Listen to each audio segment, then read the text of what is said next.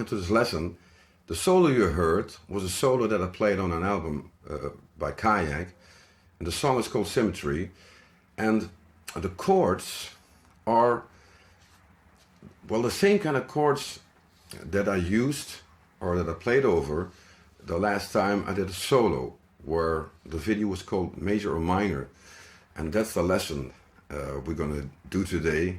Is it major or is it minor? Now I want to explain the chords to you from that particular song. The first chord is an A flat, and then you have a B flat, but with an A flat in the bass. And then that C with a G in the bass. So these are the chords.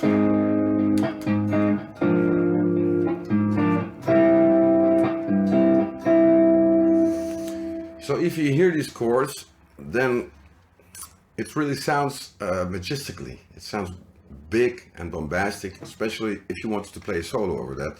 The solo you heard was not an improvisation. It started with an improvisation, but it was a composed solo. The solo I did last week was a pure improvisation.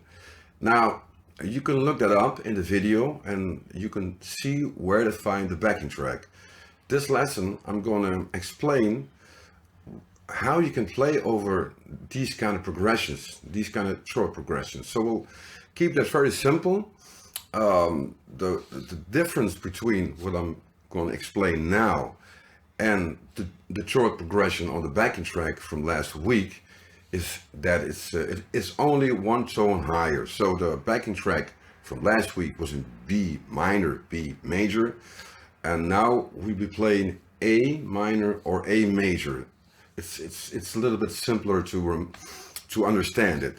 Now let's start with A minor. Now A minor is the same as C major. So the chords which are in that key are practically the same chords. If I start on C, the chords I have in C major are C, D minor, E minor, F, G, A minor, B diminished, and C. We're going to concentrate on only three chords. The first chords are F and G. Now, if you in the key of C major, you will say C is the first tap. Now we're going to assume we're in A minor, So A minor normally is the sixth step in C, but now we're going to call that the first step. So F is the sixth step, G is the seventh step, A minor is the first step, so we're in A minor. So if you play, are thousands of songs which contain these chords, so it's no big deal. So when is it a big deal? It's a big deal when you play, instead of A minor, A major.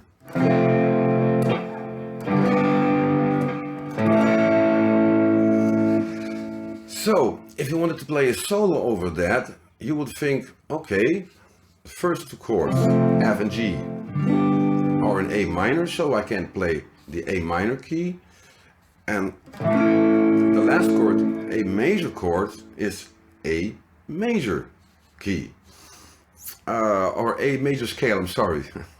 So A minor scale and A major scale.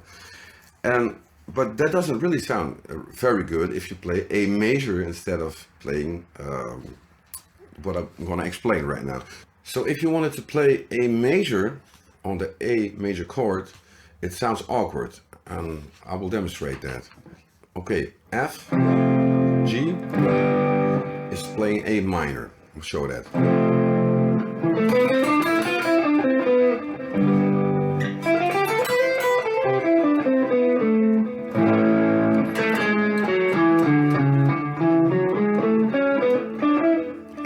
Ain't that strange? You're playing an A major chord, but still the A major scale doesn't really sound very good. There's an explanation for that, because you're playing F, playing G, and then A. The first thing is your ears are not used to hearing the G sharp note. It's a really strange note. So instead of playing a G sharp, play a G. So what you're actually playing is you start on the F chord and on the G chord playing the A minor key. I'm saying the A minor key again. You're playing the A minor scale, and when you're on the A chord, you play A major scale, but flatten the G sharp. So the G sharp becomes a G. So you have an A major scale with a flat 7. So let's do it slowly. So I said you have a major scale with a flat 7, A major with a flat 7. What is it? Well, it sounds like this.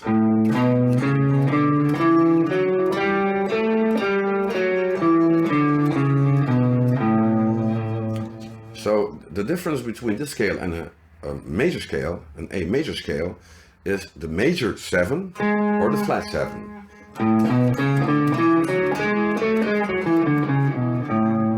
And this. Now you have the flat 7. This scale is called the Mixolydian scale. So its only difference is with the major scale is the flat 7, which of course in the major scale is a major 7.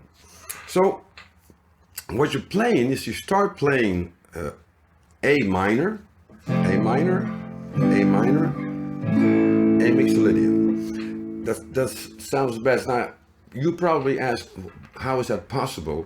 Well, then I go, there's a little more theory to this. When you play the A, you can also play an A7. And when you play an A7, the notes in that chord are A, C sharp, E, and G. So there's a G in this chord. So what does it have to do? It has to do something with C major or A minor. Now we call this a secondary dominant.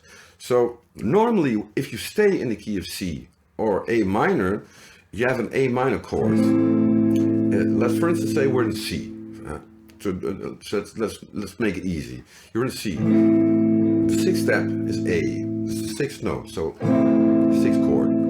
1 is C, 2 is D minor, E minor, on the 3, F on the 4, G on the 5, A minor on the 6. Now, when you, instead of playing an A minor, you play an A7, then you make it a secondary dominant for the second step in the key of C. The second step in the key of C is D minor. Go back, C major, first step, first chord, D minor, second chord. So if you wanted to go to that D minor chord, you can't play a secondary dominant because it sounds it has to move to more to D minor than when you're playing A minor. So let's take something like this.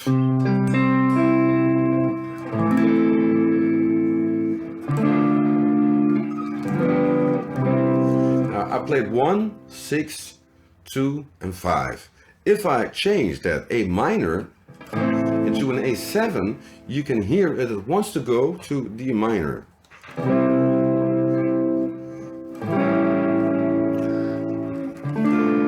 Hear it? When normally A minor.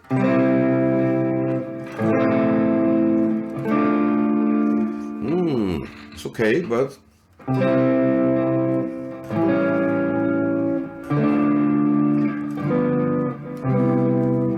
so that's the reason why you're playing A7. So that's the reason why you play A Mixolydian. So how can you play that? How can you practice that?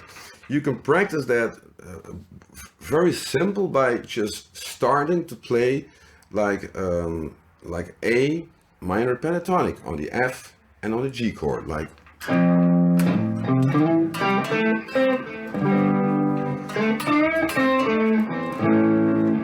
Okay, here we go. then you don't play minor pentatonic. Here you play major pentatonic. It doesn't sound really cool, but at least you're playing the right notes.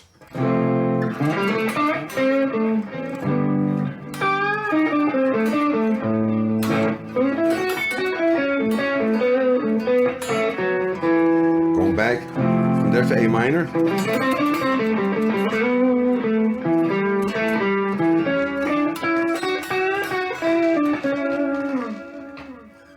All right, so you can use the pentatonic shapes, the 5 of them.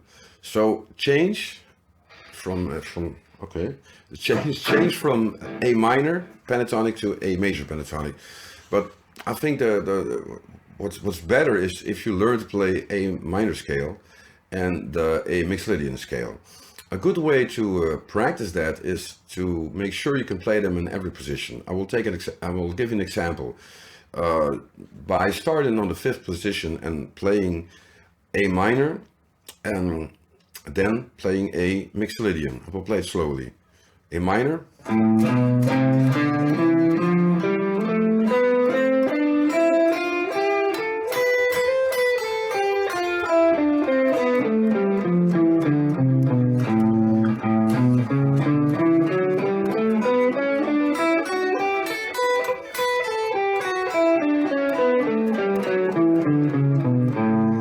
So in the same position, I'm playing A minor and A Mixolydian. You can also, but you can also do that in every position, of course. A minor has 7 steps, so you can start on A and play A minor. Okay, I'll show it. And then it starts on a B, and so you start on a B, but play the notes from A minor. I was one note far away. Then of course you have C and you have D. You play all these steps and do the same with A Mixolydian. Now I have to explain a little bit about what's Mixolydian. Now Mixolydian is a mode, so it's not officially a scale. They call it mode, and it's the 5th mode in D major. So when you're playing D major, for instance. Then if you start on an A and play the same notes as I did on D major, then you have A Mixolydian. You see, I started on an A and what you were hearing D major. So the A Mixolydian is the 5th step in D major. So you can practice D major with the whole neck. So what basically happens here is you're starting on the F and G, you're playing A minor, or C major if you want to.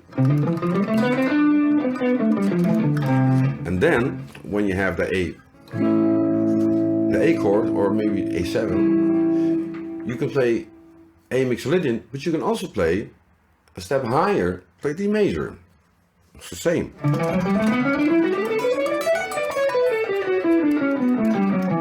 So the only thing you have to do when you're playing over these kind of chord progressions, for instance, I will play that what I did last week. It's only a 1 tone higher. It's only 1 step higher. So the only thing you have to do is just move up a whole step. Okay, I will try it here.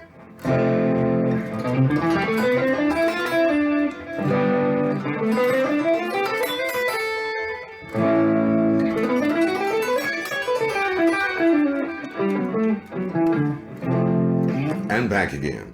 So when you can practice it also in that kind of ways. So you won't have to remember all those keys. You only have to remember by start practicing one key and shift that up. That's all. It doesn't really matter if you want to play like C major. You can play C major over these chords, and then go 1 step higher and play D major. So it's really not that hard to try, but of course you have to know it. So that's the major minor issue. So you starting on minor and going to major, but not really major. You're going to Mixolydian and then back. Okay, let's try that 1 step higher, and I'll explain what I'm doing. So I will take the same thing, where I played over. So I start not on A minor, but now on B minor, going to B Mixolydian.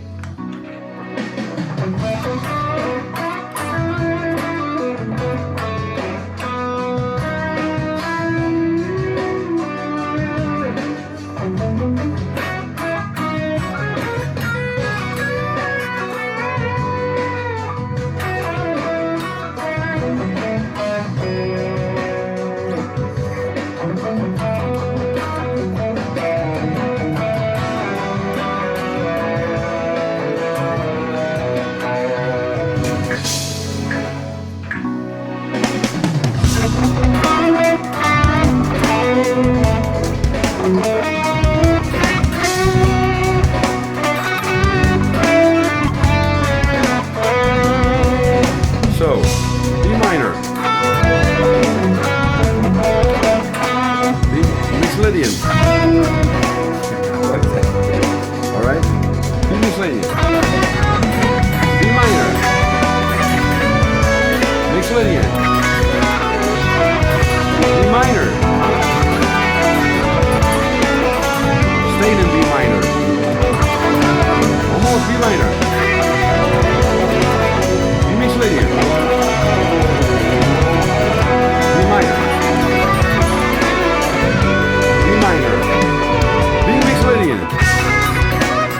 B minor, Mixolydian. Okay. All right. So that's what you heard. I was playing like the most of the time was playing in one position to demonstrate that's better to do that. The last thing you can do is follow the chords, to play the notes from the chords. Now you can see the chords here, or maybe there, or maybe here. If you play these chords, well, the chords from this backing track are like G, F sharp minor, and B major. So that repeats itself a few times, and we're going to A minor, A, B, and then I think the second time he is going from A minor, same A minor, A, but G, and then it repeats itself again with the same chord. So you can learn the notes from these chords and play over that. If you do that, you can hear how it works. So let's say, for instance, the first part, it's like it's G, F sharp minor, B. Okay. So if you play the notes from these chords, it sounds like.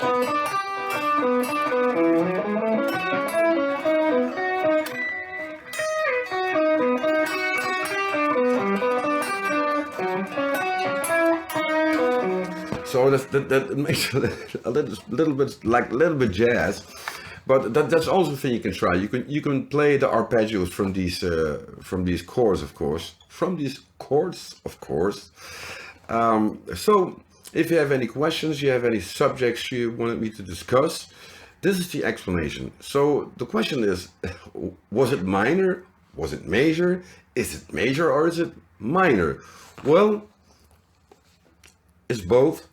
Or it isn't. If you just look at it, at the things I'm playing, then of course I start playing in this example B minor going to B Mixolydian, which isn't a major scale. I hope you enjoyed this video. Subscribe on my channel, and until the next time, until the next lesson, or I don't know what. Have a good time and have fun. And until next time, bye bye. Thank you very much.